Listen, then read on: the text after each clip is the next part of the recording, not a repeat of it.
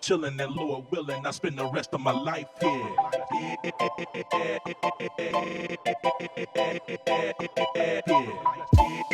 I'm the Wizard of Oz, chilling and Lord willing, I spend the rest of my life here. I'm the Wizard of Oz, chilling and Lord willing, I spend the rest of my life here. I'm the Wizard of Oz, chilling and Lord willing, I spend the rest of my life here. I'm the Wizard of Oz, chilling and Lord willing, I spend the rest of my life here.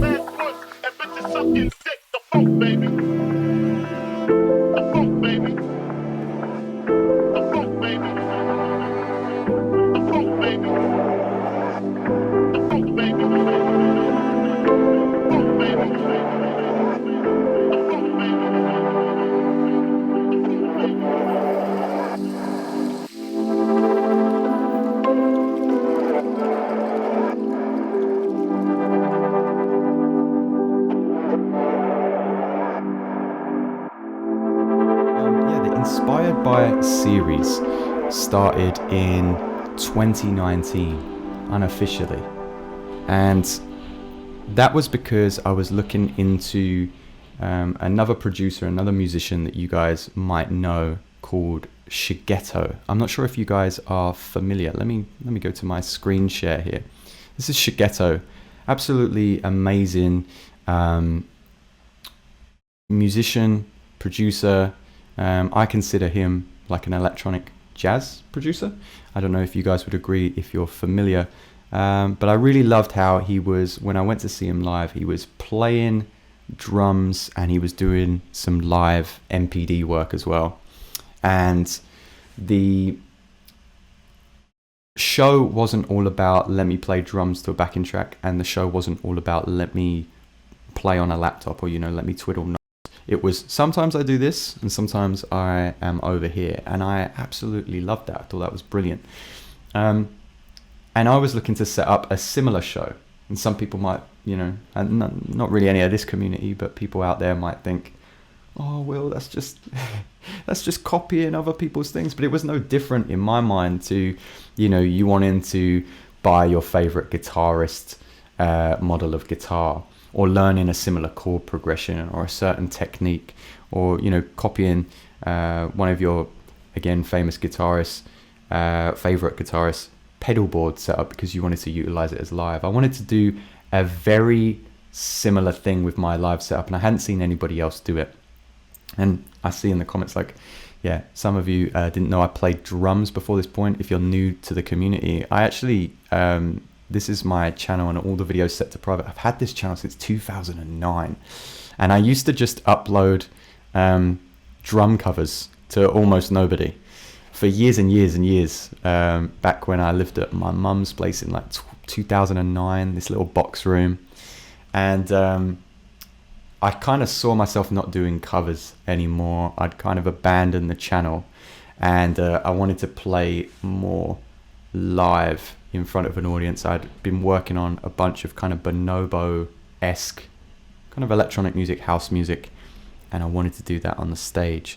And I started looking into Shigeo's live performance to get a real feel of what he does live. I would strongly suggest checking out Shigeo's KEXP session, or this Boiler Room session here. I've actually got a little video that I can share with you guys real quick to give a better example.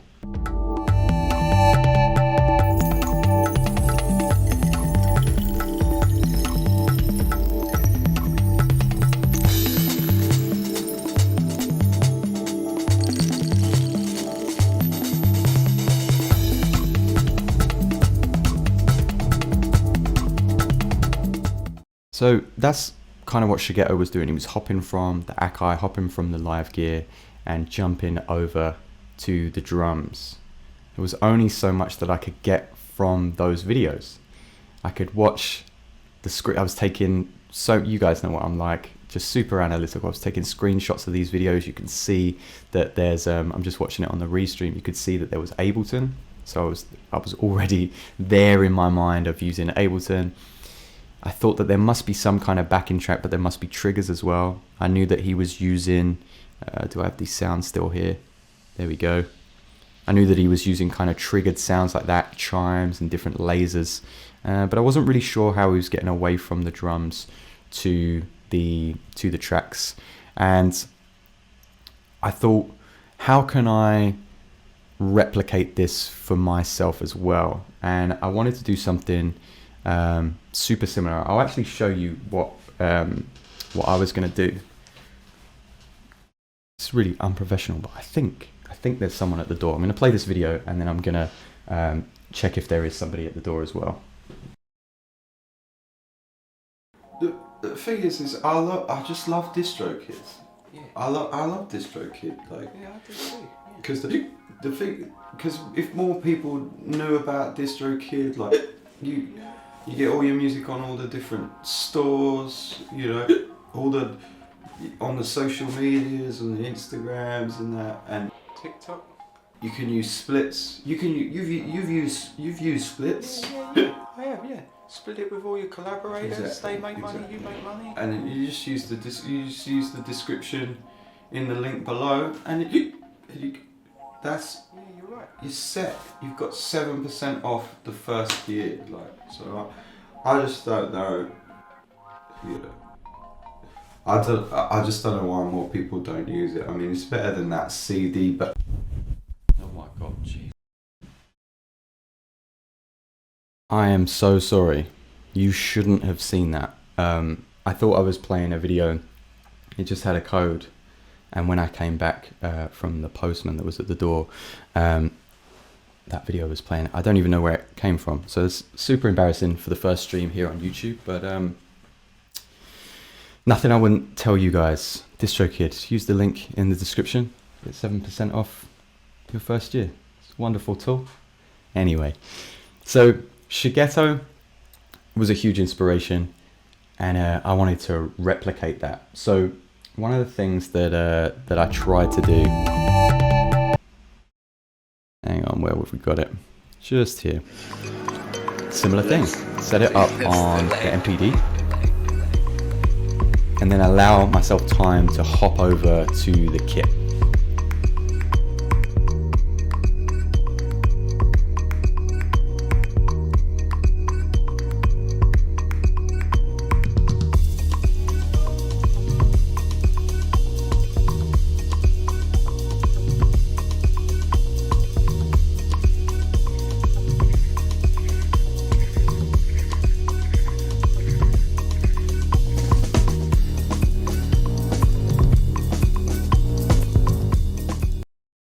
So very similar setup, and at the time very similar music as well. And it was in 2019, as I said, and that was just slightly before we obviously all went into lockdown.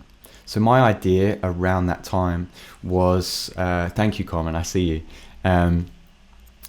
My idea at the time was, I was a teacher of coming up to 10 years. I've been teaching music production, music performance at college level. And I was coming up to the 10-year anniversary, and I was like, I need to play some shows. I need to do a little tour. I was releasing some music, and the summer period was coming up. So I recorded that as like a promo, and I was trying it out. What I'd found out through a small blog post and interview through Shigeto is he was saying, I'm sick of trying to mix the track as I go along. And if you've ever done an electronic live setup, I would strongly agree. It's too hard. It's too hard to try and play the role of a producer and a performer live on stage. You're juggling the levels of the bass, the guitars, the pads, the vocals. You're triggering things. You're also trying not to make it seem like a DJ set. So you're playing other things, and you often come away with a show that you look back upon and you think, that wasn't my best performance. The sound wasn't right. So Shigeto had mentioned that he went about the live sets in a similar fashion to how he would DJ. He wanted a track A and a track B, and to use lots of triggers. And that was really all the information I needed to go back into Ableton and start composing this template. Now, I've waffled on for long enough, so why don't I just show you the template and I'll talk through it. I'm not going to give away the template on the Patreon today, because I think it's strongly important that you create the template that you want and understand how it works. And the reason I haven't put it up on the screen yet is it's going to be super overwhelming straight away. There's so much going on inside the Ableton template. Just bear in mind, I made it in 2018, 2019, and then have added little things to it over time. So I think follow along. This is going to be available after the stream shuts off. If it's super jittery, I'll re-upload the recording. But yeah, make it from scratch. Follow these tools, drag in your own routing, change some bits around, and apply it to the tools that you feel comfortable with. So this is what I was using when you guys joined, and what I gave you a little preview of, okay? So super overwhelming for now. These colors, this was the bit of set that I was working on just quickly while you guys come in. These colors originally dictated some stuff, but you can see that I've changed all of the colors over time. Pink for yesterday's Reddit live stream was just kind of a coda. So I was gonna actually start the set down here at Autumn Air, and I was gonna jump back up to title credits after. So it was kind of like a key. You're gonna start in one location, you're gonna jump back up to a new location after that. Now, originally it was just deck A and deck B, and so the colors were blue and red. We'll jump into a live blank project in a little bit, and I'll show you how that was made. These kind of lighter green colors were dictating just a sample from Splice that was a good segue. It was in the right key for me to segue into a new song. And then any colors that were the same were basically part of the same song. This is the a cappella from 8 Bars West. So kind of had like a key going on. Again, I'll jump into a blank session in a second. I got my drums here, ambient tracks, sample segues or a cappellas that are there now, and then kind of all my utilities. There's lots going on in deck A and deck B. They kind of mirror each other. There's a few different tools. And then my MPD has some envelope stuff going on as well. Let's open up a new project. It'll take a little while to load. So whilst this loads, I'll just explain to you why I've been doing it on Reddit. So the Reddit lo-fi live stream came about because it was lockdown. I had to keep myself busy, like a lot of us, right? So it was a way that I could hold myself accountable and make sure I was still doing work. By this point, I'd quit my job at the start of the pandemic, and I was trying to figure out a way to just feel like I was still teaching, feel like I was still doing something productive, and kind of get those reps in, get that practice in. at that time. So I wanted to do it on Twitch initially, but I felt like I'd missed the boat. A friend of mine, he may be here later, Enzy Music, we used to work together, and we were saying when Twitch came into its inception many years ago, before it became a DJ platform, before it became a podcast platform, when it was just gamers, we were saying to each other, man, if only somebody would manipulate this program in a good way and use it for music. So we of course did nothing about that, and then kicked ourselves when there was so many DJs and so many musicians coming to Twitch. And that's what I found in Reddit when the pandemic started. It was a very small window of opportunity to live stream. You had to sign up, you had to show interest, and it was only for an hour of a day. It wasn't like you could stream at any point. You had to be there at an allotted time for that hour. And everybody was just walking their dogs. They were just holding phones, walking their dogs, being like, what's this? And I figured if you could get some dedicated audio and a good backdrop, something for people to watch, then people would probably stick around longer, and you would be able to grow some kind of following. So that's what I started with the lo-fi live streaming. I just had the TV in the background. I didn't have a backdrop. I didn't have a green screen, and I just had a few splice beats. And then as I saw the popularity over the next month, I think I built about 40 to 80 lo-fi tracks. Some of them went on the Aphantasia beat tape over on Spotify, and I was playing those in kind of random orders once a week, I believe, on a Sunday, and we called it the lo-fi live stream. So that was why I chose to go on Reddit. And now as it becomes more popular and I get more comfortable with YouTube, maybe I'll come back, as I said at the beginning of the stream, maybe I'll just do my live streams here, we'll see. But if you was curious as to why Reddit, why don't I do it on Twitch, that was the reason for it in the early days. Now this project is loaded, so let's jump into it real quick. Let's have a little look at the chat as well. Common Beat says, this is gold. Dude, thank you so much for sticking around. I know it's a little bit jittery, but yeah, appreciate you, buddy. Common says you should do a whole course on this for Skillshare. There's something coming. I'm not going to do it on Skillshare. I'm probably going to do it on the Patreon. Yeah, seems like the best place for it. Margot says, I'm an artist, as in drawing and photography, and this is so interesting. I feel like we all have commonalities within any kind of art. Lots of us are, we're perfectionists, really, aren't we, at heart? I totally feel you there. I'm glad that you're enjoying it. All right, so this is the blank lo-fi template, and this is how it started. So I've really simplified this for you guys. And like I said, if you want to, when I re-upload this, I'll put timestamps so you can jump to it in the future. But if you want to grab a pen and paper, this is where I would take some notes.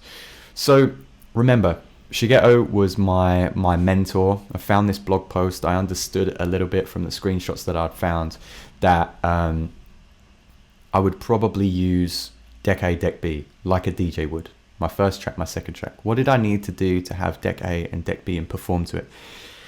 I needed to go back into all of my old Ableton projects, and I needed to mute the drums. I didn't mute everything. Sometimes I would keep percussion in there because you don't want to listen to a metronome. You don't want your audience to listen to a metronome. So I would keep some percussion there so there was some timing. Or if it would back up a sound. Have we got sounds here? Let's see. Yeah, so that's kind of dry. And sometimes you want like a nice crunch. Maybe some shakers, seeds, Foley, something like that. So you can, of course, pair those together, but it doesn't leave you a lot of free hand. So in the backing tracks that I'd go back into in Ableton, compile all them all, take the drums out, but leave in some percussion. When it came to setting it up in Ableton, deck A would be blue and deck B would be red. But why, you might ask, there's a light blue color here? Well, as you can see with the first track here, we've got just 4 bars looped over. So this provides me time for preparing, essentially. If this is the start of the set and I'm seeing if the stream is working and we've got a good connection, or I'm changing songs and I'm just setting up the next track, we've got this loop here.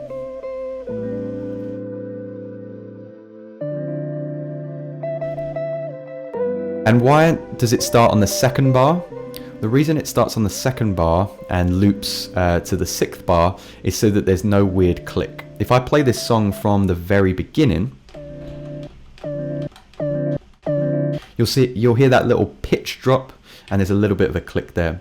So I loop it over from the 2nd bar to the 6th bar, so it's still 4 bars, but it just has a more clean loop. I do that with a lot of. So of course this light blue region just tells me at a quick look that I'm going to deck B. So I'm going to launch deck B, but it's a continuation of the first track from deck A.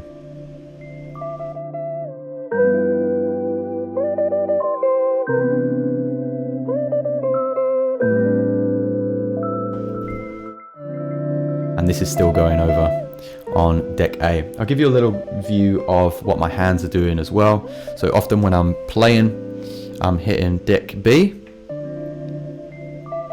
and I'm just switching these over. I normally do it quite quickly.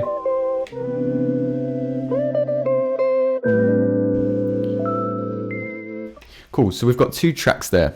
I'll continue to make sure that I go back to the hand view so you can see what's going on.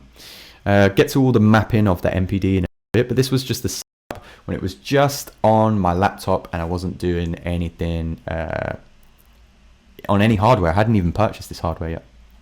So deck B, then how would I get to the next track? Well, it would make sense to just go back to deck A, right? So from here, I only have to use 2 fingers. So I would go from deck B, this track is playing. I've also set up a loop point at the very end of the song, or where I would like it to finish. Okay, cool. I'm gonna go into deck A now, the next track that I've got prepared. I'm gonna launch that.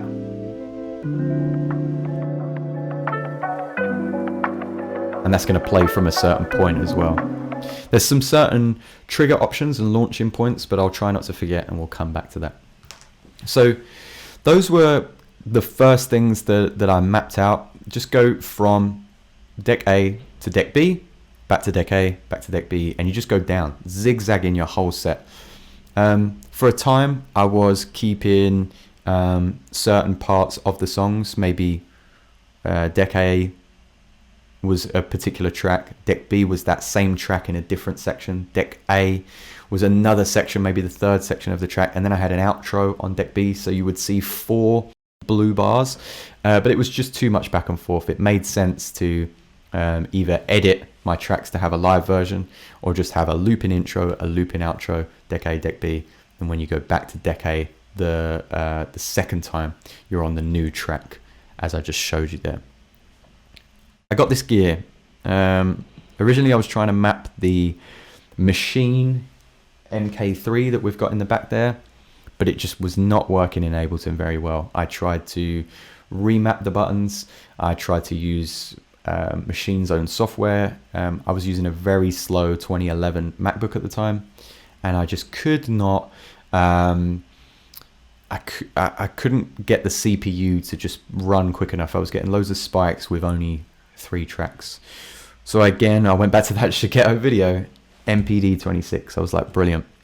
He was using some tools, but I thought the Launchpad already works with Ableton. It's written on the hardware. Let me purchase that. Let me grab just the Mark 1 to go cheap. Jumped on Gumtree. The MPD26 and the Launchpad were being sold as a bundle by a dude in London for £80. I thought, wow, that's a steal. He wanted it to go to, as I found out, he wanted it to go to a home of someone who knew what to do with the gear, which was fantastic for me. Brought it home. Beats by K says, how do you go about mapping the tempo? Don't worry, I'm going to come to it, my friend. So once I got this in, the first thing that I needed to do was map the audio. Yeah, to be able to pull that in and control the volumes, just like a fader for a DJ. So the first thing that I did was hit Command M, which is how you map anything in Ableton, right? You can see I've got a fair bit going on, so I'll try to go through each of it, and I'll try not to waste too much of your time as well. So deck B, just click, and then I selected the 2nd fader on my MPD. Deck A, just click the volume, and I selected the 1st fader on my MPD. That was it. It was mapped. But something that you'll notice is, let me come out of this, Command M once again. Something that you'll notice is these decks, I'll stop the music. These decks on screen go all the way to 1. They don't go to 0, they go to 1.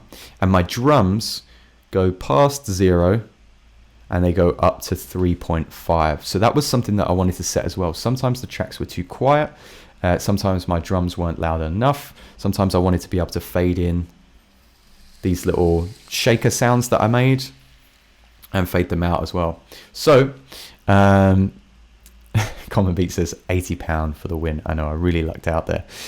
So Command M once again, and in the sidebar you can set a minimum and maximum velocity, right? So for deck A and deck B, 1 dB, 1 dB, and for the MPD, 3.5 dB. And that's all I set up. After this point, it became clear to me that I needed to get as Beats by Kells, is it? Beats by Kells, KLZ. Apologies if I pronounced that wrong. Don't want to put you on the spot, my friend. As they suggested, how do you go about switching the tempo? I can't just have a set that's 80 BPM, which in the early days on the Reddit live streams, if you go back like a year and a half or whenever we started, maybe 2 years, it was just all 80 BPM for the first few weeks. And I needed to figure out how to map the tempo. It's really easy to do. I chose my last fader. I didn't want to knock this by accident. So I've got my volumes.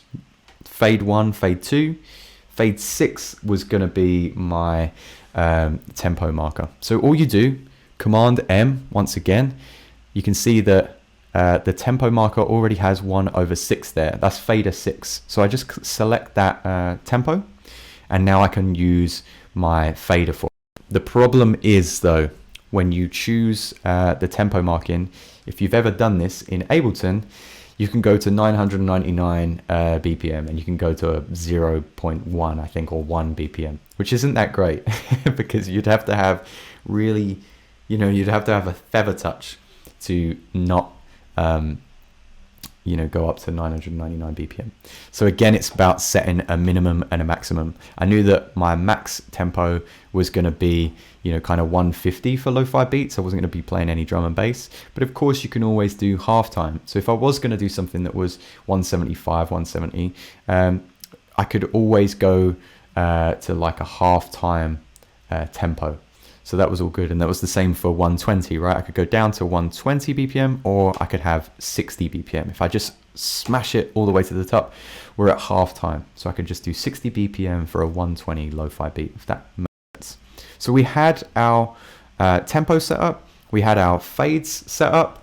We're all good there. The next thing was I couldn't go through, and then obviously I set volume. I think I mentioned that I set volume for the MPD.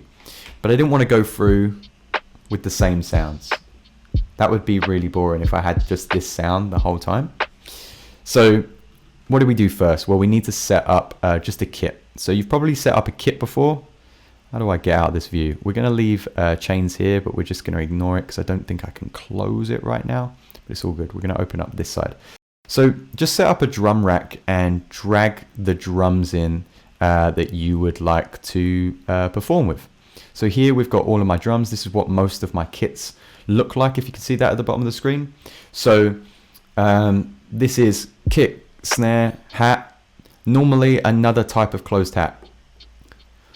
So on these two, I just have 2 different velocities of hat because I want it to have some differentiation. So you can see I've actually taken that from a stem of a track, even like the original tags are all there, hats ready. I made this for the stream. IDK, so good to see you, my friend. I hope you're doing well. So we've got the first downbeat here, and then the second slightly quieter downbeat here. They're not warped. I wanted them to remain the same because when you change the tempo, you don't want your hats to be playing really, really slowly. They just need to be that one signature sound. Here's the snare. Got a little fade on the snare using that preserve transients, forward mode, envelope about 65. But we can change that, of course. Bring it down to 0. Have it really loud at 100. It just means that the overtones are being cut off a little bit. So we're going to keep that around 65. Here's my kick.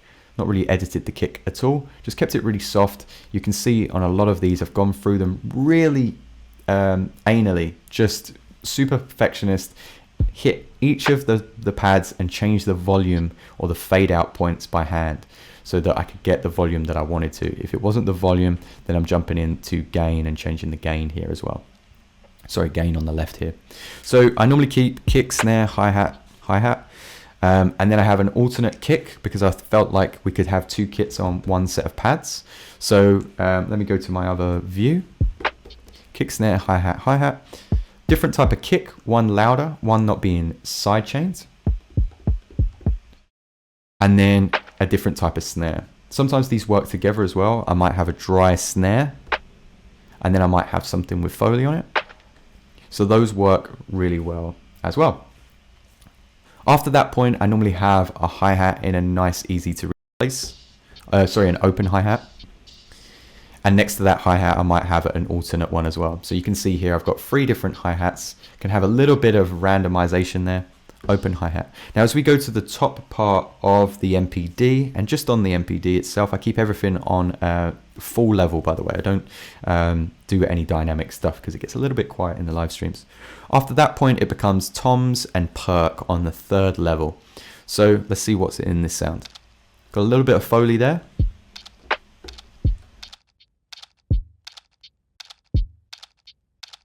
Lovely stuff. We've got a little kind of assolato or maybe a seed shaker. I think that was the African seed shaker.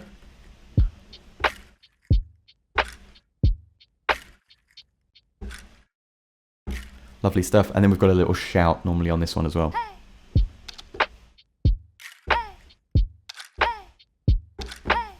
Lovely stuff. So it all makes sense. Along the top, I wanted the same buttons. So I'm always using that Lex Crash.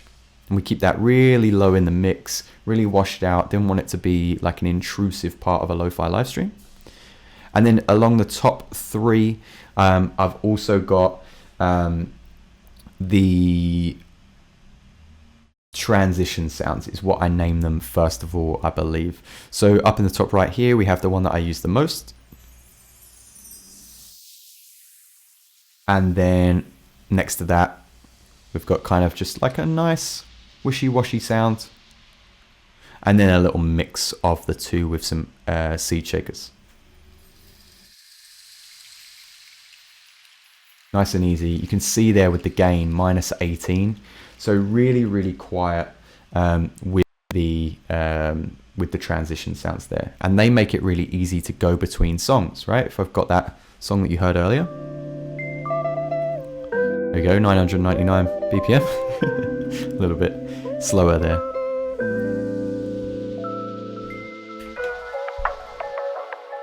So at that point, you don't even need to worry about mixing so much because you've got a transition sound. But sometimes it can be nice if you've got a long intro as well.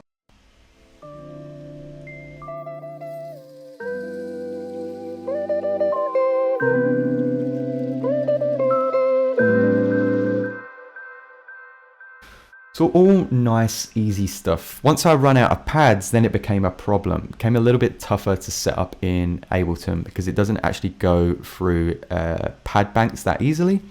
So I just thought about setting up envelopes. So that's why when we go back to the MPD track, it's inside an instrument rack. And the first thing we see here is the envelope view. And I'm set to, I think initially it's set to key. I could have pressed the hide button. That was what I was looking for. It might initially be set to key. Set it to chains and then create new drum racks inside your instrument rack. Okay, so I've got one drum rack here and then I have others set up below that. To do that, just drop an instrument or sample here. So drop a new drum rack in, drop another new drum rack in. From that point there, you create an envelope and allow yourself to scroll through that envelope. It's a little bit tricky to use and I can make a video in future just breaking this down, but hopefully some of you can follow it. If you want more of a breakdown, just let me know. I'll do like a lo-fi drums live breakdown or something like that.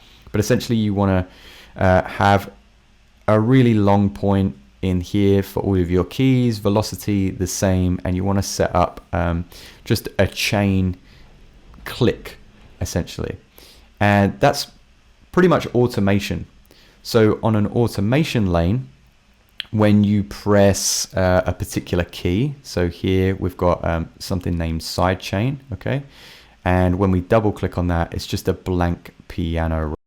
And I think we can go to the envelopes here as well somewhere. Can we not? Let me remember. This is going back so far as well, guys. I can't always remember where I added everything. Is it on launch? There's no follow actions, which is cool. I didn't want to practice this before the stream as well, because I wanted any stumbles, anything like this, to just be left in. Where did we put it? Somewhere in this piano roll would be some kind of clip. I know that there's an automation, and essentially we've drawn that automation up. But since live, this was going back to live 9, then I updated it in live 10, now we're in live 11. Live 11, I actually don't remember where we can find those envelopes, envelope points that I can open up. I thought it would be here with speaker and volume and stuff, but there's nothing here. There's nothing here, folks. Anyway, chain selector. That's what we're looking for. You guys are probably screaming at the television. So inside chain selector, there was a different chain for every time I hit play. You can see that the first chain on the sidechain kit is all the way at 0 or maybe 1. The clean kit is set up a little bit. I've changed these kits around. They would have originally gone 1, 2, 3, 4, 5, 6, 7. But since then, changed the kits. The ride kit, when you hit play, it goes down to number 2 or number 1 there. So every time you hit play, it triggers a different kit sound. We can go back to the MPD now. Let me press play on sidechain, and you can see that it adjusts that piece of automation. We got there in the end. Clean, adjust automation. Rides, adjust that automation. And I just named them a kit that I would remember. So let's give clean a go. This one's got some nice kind of bells. Let's turn the volume up. Some more dry kit.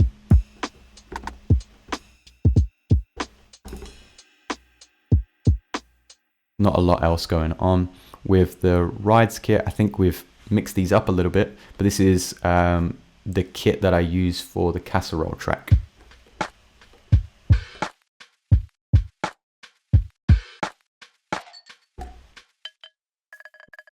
So just some like different sounds there, triggered by the automation and the envelopes inside the instrument rack. It's quite a lot. This is probably the hardest bit to wrap my head around when I was trying to do this live, but what a lifesaver. When you're performing live, map that to the launch pad, which we can come to in a little bit. Pretty much hooks up with Ableton anyway.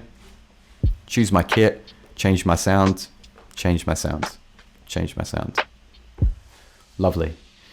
Some of those sounds go over, like I said, the transition sounds, doesn't matter what kit I go to. It's always going to find that transition sound, which is the same in all the kits. So again, it makes changing the sounds, the flavors of the tracks all really, really nice. I hope everybody's still with me. I just seen we got Horizon in the chat. Big love, my brother. I hope you're well. Any questions coming in? Let me just see. April Fool's Day, you should play a live set at 999 BPM. What, and just half it and half it again and half it again and make people believe it was 999, like a math rock kind of thing. I'm glad you guys are enjoying it. All good. MIDI control, Nomberg. Where was you when I needed you, buddy? I should have been looking at the chat. All right, let's speed things up because I've been here for a little bit and I don't want to waste your time. Some of you guys are maybe waiting for your tea. So we're all good. We've got the sounds, we've got the volumes, we've got tempo now. The other thing that I wanted in the set was an ambient track. Now what an ambient track is when I was performing live, I hated talking into the microphone saying, thank you for this song, this is the next song, blah, blah, blah, crowd work. So I wanted to kill that dead air a little bit if I moved from the drums or if there was a problem. If you saw the beginning of the stream when I gave a little preview to this set and how it works, I held the beat repeat down for too long.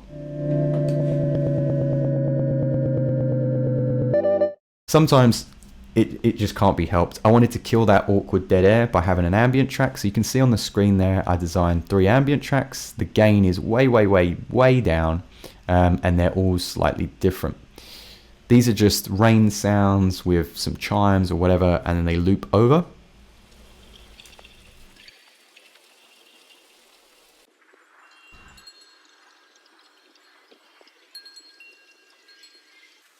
I don't know how quiet that is if you're listening on a laptop. But yeah, just these kind of drippy droppy sounds that I could have as part of the show. Remember, it was a live show in the early days and not a live stream. So the ambient track was the next thing that I mapped. And then originally I had the segue part. So I would have an intro to the show, and then I would have little spoken word bits. If you ever saw the lo-fi live stream, I think Nomberg was there in the early days, IDK maybe. I used to have like these little film clips from like a 1950s talkie film. But now I've got kind of intros and what would you call them? Producer tags, that kind of stuff. So we've got the intro skit here. Do you know who you're listening to, Mark?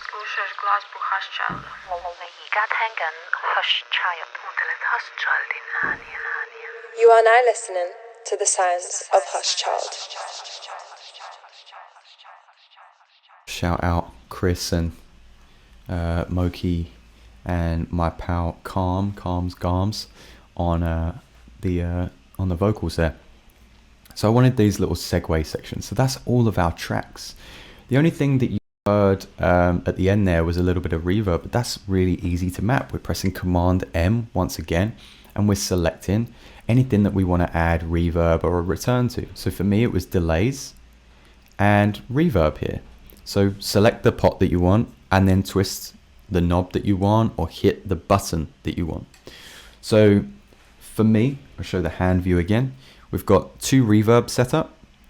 We've got an LFO setup and we've got filters set up. But occasionally I'll change those effects with the launchpad. So over here in the launchpad view, when I go to user 2, because it's such an old launchpad, the lights don't illuminate on user 2 like they do on session. So this is why I had to show you a blank template and why it gets confusing over time, because I've just had to remember where all of these mappings are. But of course there wasn't that many effects in the early days. So what we've got here is actually a button that lights up that tells me we're on 12th notes, I believe. 12th notes of an LFO. Then we've got 30 seconds. And then, sorry, that's 12th notes, that's 8th notes, and that's 16ths. So I can kind of change those effects, and I wanted my reverb to be a blast, so we just turn that light off, and now we have reverb, which is great to use with the LFO, with the filters.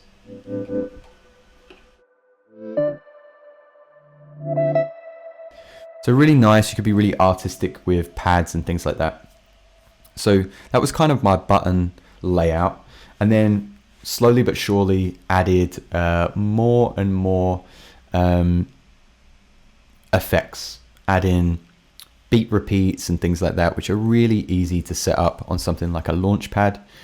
On deck A, I've got this beat repeat here, and all you're doing is once again pressing Command M and choosing 2 pots, choosing the grid, and holding down one button after you hit the grid. Keep that held down and then hit the very last button.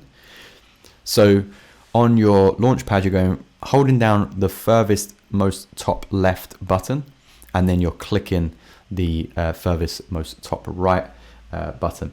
And then that sets up a grid on a pot, which is really handy. It took me a long time to figure out. And somewhere in here, maybe it's not this one, it's not the auto pan, but somewhere here we have a beat repeat setup. Deck A, auto pan, mixer. You can see that I don't check this that often, because once it's set up and I enjoy it, then we're all good. It might be this, it might be the 0 and the 11, but essentially what grid, here it is. second from the bottom, launch grid, 1 bar and 128. So what that's showing me is that when I set up my beat repeat, the top left button just keeps me in standard mode. The next button halves that, so I've set up a loop. And then they basically half every single time.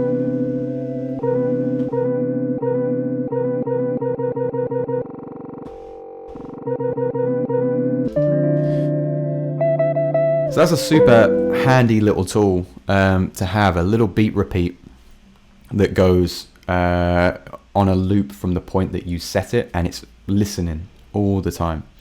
So the beat repeat was the only thing that I added. Added it to one track, only on deck A, not on deck B, because I didn't want it to be like a gimmick. I'm using beat repeat on every single track. We've all seen that kind of producer. It gets really annoying, right? Didn't want that. So we've only got deck A beat repeat, and then pretty much on deck A and the same on deck B, I've set up multiple compressors.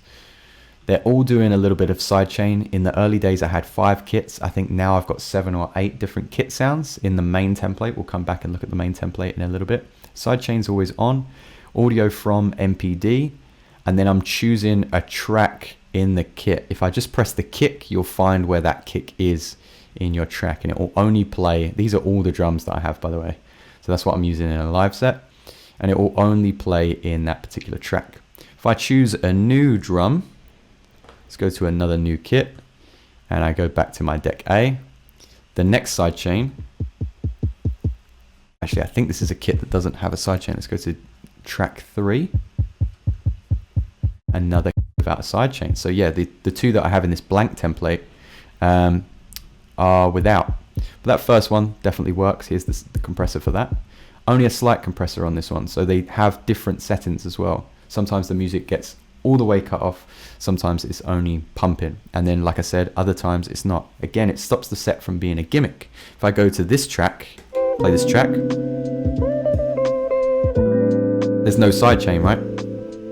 But if I go to this kit and play,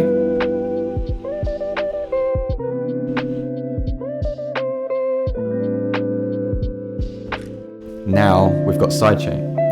Just realized, thank you so much as well to Common, wasn't even showing my screen when I did that. So on deck A, we've got 5 compressors set up, and if I play my sidechain, go to sidechain, kick, go to sidechain, go to MPD, and then my effects, you can see that the sidechain is illuminated. My apologies, guys, that you didn't see that just now. So we're all good. We've got some side chains for some tracks. We've got a beat repeat, all good there. Obviously, we've got the auto pan set up, which is just an auto pan set to 360-degree phase. So then you get kind of in and out sidechain LFO.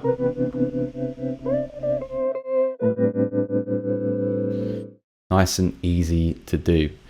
Now, the thing that I'm most proud of, the thing that took the longest, is a feedback safe. I would strongly recommend, if you haven't seen it before, it's an older video.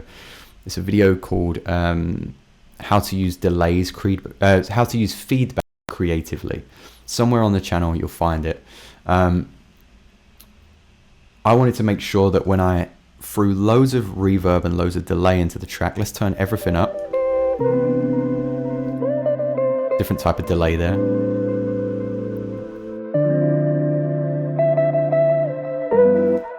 There's no feedback, but they're 100% wet once they get turned up. I didn't want there to be any kind of overloading. I can't always hear it perfectly in the stream like you guys can. So I wanted to make sure that it was always tasteful.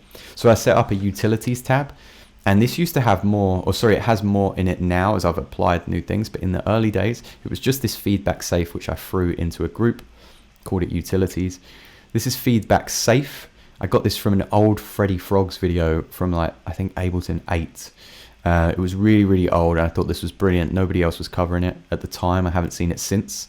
But essentially, we've just got a instrument rack, sorry, an effects rack with a couple of macros in it, with an EQ8 inside it, and a limiter. And if you look at the track for any of the returns, but we'll look at the delay, you can see that that sound is being fed to the feedback safe, and it's just a track in there. Yeah, so basically what that means is when you're applying lots and lots of delay and feedback, that sound is being muted or suppressed or sidechained, however you want to word it, by itself. Once it goes above a certain threshold, that sound just disappears into infinite space. It doesn't loop back into the audio and you're hearing it over your track. So again, let's show a little example, right? Here's the track. We can high pass it so it becomes really bright. We're going to put all of the feedback on it, all of the delay, all of the reverb. And you can actually see here in the feedback safe that it goes red. We're clipping.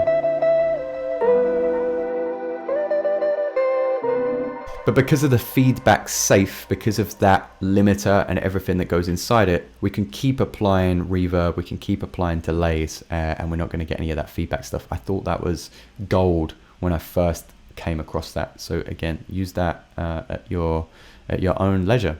And then that was pretty much everything that I've set up. Let me just check my, I'm not sure if you guys have any questions. Let me just check my notes. I wanted to speak about the AB tracks, the drum envelopes, the effects and noise. After a certain amount of time, I added acapellas, but that's pretty self-explanatory. And then segues, yeah. And then I just trigger everything on my launchpad on the left-hand side. We've got my deck A and deck B, not hard to remember. The furthest part of, or the furthest left of the launchpad. I've got my drums selected down here. I've got my different kind of vamp sounds, ambient sounds, and I've got my acapellas down here. And then I also use these for various effects as well. So the first effect I ever dropped in on the launch pad, which was the top right, very easy to remember, a little beat repeat for a global beat repeat, and then a little isolation, so a little I started using the lo-fi from the Patreon. I use it all the time. I'm not making it up. It's in my master track. There we go. Live set master. Had a looper in there at one point, the beat repeat, auto pan, multi-band compressor. There's the lo-fi. And yeah, when I trigger the top right button, we turn the beat repeat on. When I trigger it again, it goes off. When I hit the bottom right button on the launch pad, we get a little bit of isolation there. So again, triggering a part of the master effects as well. So I can just talk to the audience if we're playing drums. We can then isolate it, do a little, bring the track back in. So I was making use of that a lot, but that's pretty much the set. Now this will take a little bit to load, so I'll go back to Vase View and we'll go to the lo-fi live stream that I use for Reddit. And now you can kind of appreciate it and go full circle. Common Beats uses the lo-fi all the time. I'm so glad to hear it. It's something that I'm probably the most proud of. Loads of people have made them. I'm not the first person to do it. I think there's a producer called Low Heat that's also done it. I think, I mean, if you type in SP404 effects rack, there's so many so many channels that have replicated it. But it was something that I wanted to create for myself and felt like was handy. But a lot of the other ones didn't have a lot of character. So I wanted to have that pitch bend when we hold down that beat repeat. I wanted it to be pitch bending down. I didn't want it to just be stuttering at the same time. I wanted it to have a little bit of character, so it sounded like an SP4. It was adding some warmth. It was adding some kind of tape wobble as well, if you like that kind of vibrato. But yeah, we've got the lo-fi live set. This is what I'm using at the minute, and it's a mess, but it has about 3 hours worth of music in there. So all I did once I got over the initial drum kits that I added, brought in enough tracks past the initial drum kits that I'd used, I started to replicate them. So I can see that on the launch pad to my left. And as I move down on the launch pad sees this blue square. So if I move down a whole space, I've got more drum kits. If I move down a whole space, I've got more drum kits. I never wanted to be without the drum sounds. And like jumping back up to the top. So now you can appreciate I had deck A was blue, deck B was red, but over time I started to think, oh, I want to play the Yang Chin track with Biggie, the Downfall acapella. I've got the BPM there, so those two are going to go together. This is the track that everybody says I'm miming, so I call it Mime Yang Chin. Again, another reason to show you guys the behind the scenes, to show you how it was all live, because the Reddit live stream is a wild west of people being like it's fake. So yeah, this is there's a lot of work that's gone into this. But yeah, over time there was less red and blue, and more green was for where I was either starting or finishing a set. Maybe there were certain color codes, again orange are normally dictating I might play an a cappella with the orange there, but I just had so many songs and I tend to throw them down the list. So this was from this week's Lo-Fi live stream. Next week's Lo-Fi live stream, or this Sunday's Lo-Fi live stream, I'll select a bunch at random, throw them down here, select another bunch, and then bring them into the set. I try to play them by BPM and key. So that's why a lot of my tracks don't have the track names that Spotify has. 90 title credits, that's a Spotify name, but with 90 BPM. 75 R3, there was a bunch of tunes that I made specifically for the Reddit live stream. Let's see what this one is.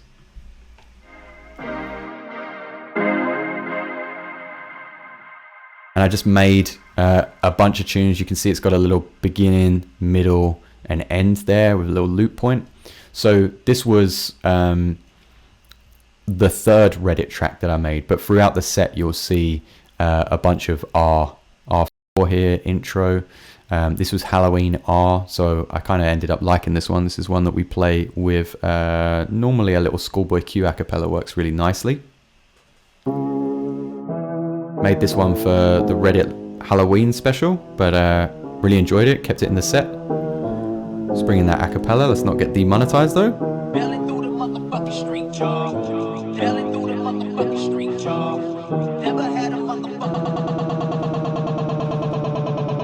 I think that'll do. Don't want to get demonetized. So yeah, it kind of grew to be a bigger thing. Occasionally I'll do white for the new tracks that I really want to play. I'll put a white kit here because this is the Danny Sogan track and I wanted to make sure that the drums were in keeping. So that's from that Danny Sogan episode. I wanted to use the same drums, so that's a separate new drum kit that I just use for that track. Still got isolation on. It's got a little tom in it. Don't normally use toms. So you can see how this would work. Fair few more utilities, and that's essentially it. I always have a little tab up here that says smile because I forget that I'm on camera sometimes.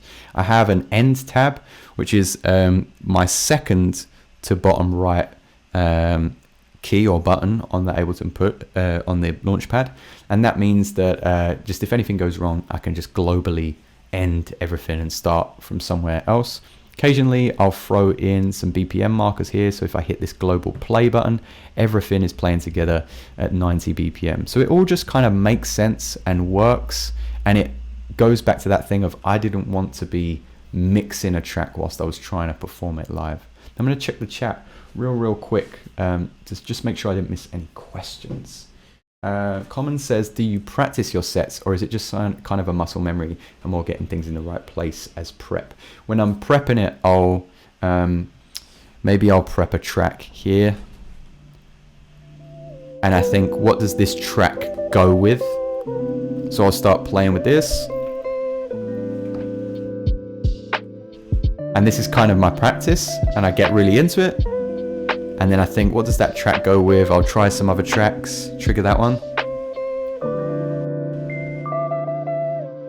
And we go into our next track. I end up practicing unconsciously, if that makes sense. I set up all the tracks, I try to figure things out by key, and then that ends up being a 1 hour or 2 hour jam session. So that becomes my practice, but you've got to remember, I've been playing drums since I was about 9 years old, and I used to drum for like 8 hours a day, just facing the corner of the room. And I still play drums. So there's a lot of practice in drums, and this is just me hitting the pads. Just the stuff, if there's any drummers in the chat, like just the stuff that you would do watching the TV, just playing drums on your chest. that's all practice for the MPD. So it comes a little bit more naturally than maybe some of you that haven't played drums live, or finger drummed, I think you guys call it, finger drum on the MPD or on a push or on a whatever. Again, not using the push 2 because I like the pad size of the MPD 26. I hope that answers your question. So yeah, not too much practice. I just prepare the set and make sure it all looks and sounds fine, and then I just dive straight into a Reddit stream. If a Reddit stream starts at 4, I'll start prepping it at like 3 or 3:30.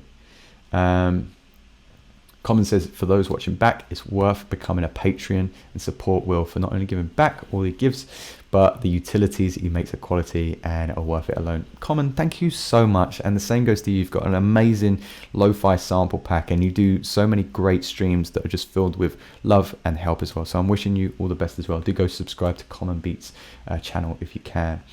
IDK says, even the people that cry mime come back to your sets. I know we have an awesome audience. IDK, you're always at the Reddit. What do you think about switching over to YouTube as the new place to do the lo-fi live stream? I might do it over time, not this month or anytime soon, but over time I might jump over to just keeping everything at YouTube.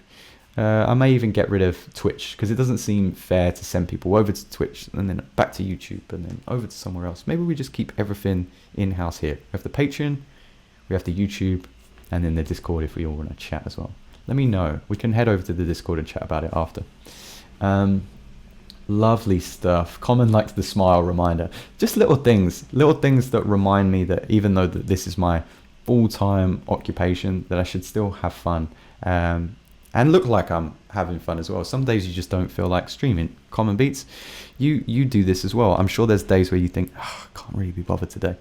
But you put on a smile, and then through that kind of fake smile, I don't want to say fake smile, but that brave face, I should say, that you put on, you end up feeling a lot better, and then you chat to everyone and you feel great anyway. So just a little reminder there can always help the set. It's always fun to add a little bit of you in your Ableton template as well, a little pink smile. Lovely stuff. No questions, guys. Awesome. Well, on that note then, this has been super lovely. I'm going to continue to think about using YouTube over Twitch. I'm not on Twitch too often, but I occasionally do the like monthly stream. But if we can bring the beat battle back on YouTube, maybe some behind the scenes episodes to YouTube live, I'll make some beats live, do some Q&As, maybe bring the lo-fi live stream to YouTube, then I probably will. It seems like a good idea to keep everything in the same place. I'm glad this was helpful, everybody. I hope you enjoyed it. Thanks for sticking with me. I know it was a bit stuttery. I'll watch it back, and if it's a stuttery restream, then I'll re-upload this episode. I hope you have a wonderful day. Don't really know how to sign off a lo-fi a lo-fi live stream. Don't really know how to sign off a YouTube live inspired by a session. So I guess I'll say goodbye, and I wish you guys a wonderful rest of your day. I'll catch you soon.